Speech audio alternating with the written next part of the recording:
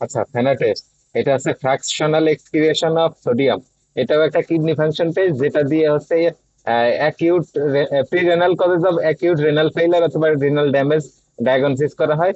যার মানে হচ্ছে অনেক সময় আমাদের কিডনি পুরোপুরি সুস্থ থাকে, কিন্তু vomiting, diarrhoea, dehydration, congestive cardiac failure, তারপর লিভার সিরোসিস, এগুলোর কারণে কিডনিতে ব্লাড সার্কুলেশন কমে যায়, যার কারণে কিডনি ঠিক মতো কাজ করতে পারে না। এই যে যার কারণে হচ্ছে ব্লাডে হচ্ছে ইউরিয়া, ক্রিয়েটিনিন বেড়ে যায়। ঠিক একইভাবে যখন কিডনির নেফ্রনের টিউবুল গুলা নেক্রোসিস অথবা ড্যামেজ হয়, তখন হচ্ছে সেই ইউরিনটাকেও ঠিক মতো ফিল্টার করতে পারে না। তো এই দুইটা কারণকে ডিফারেন্সিয়েট করার জন্য ফেনা টেস্ট করা হয়, যেটার জন্য অবশ্যই সেরাম এবং ইউরিন বা ব্লাড এবং ইউরিন দুইটা একসাথে নিতে হয়, এবং দুইটারই ইউরিয়া, সরি, দুইটারই ক্রিয়েটিনিন এবং সোডিয়াম টেস্ট করে একটা ক্যালকুলেশনের মাধ্যমে টেস্টটা করা যায়। কে কে নতুন জানলেন অবশ্যই অবশ্যই কমেন্ট করুন এবং ভিডিওটা শেয়ার করে অন্যদেরকে দেখার সুযোগ করে দিন। Thank you.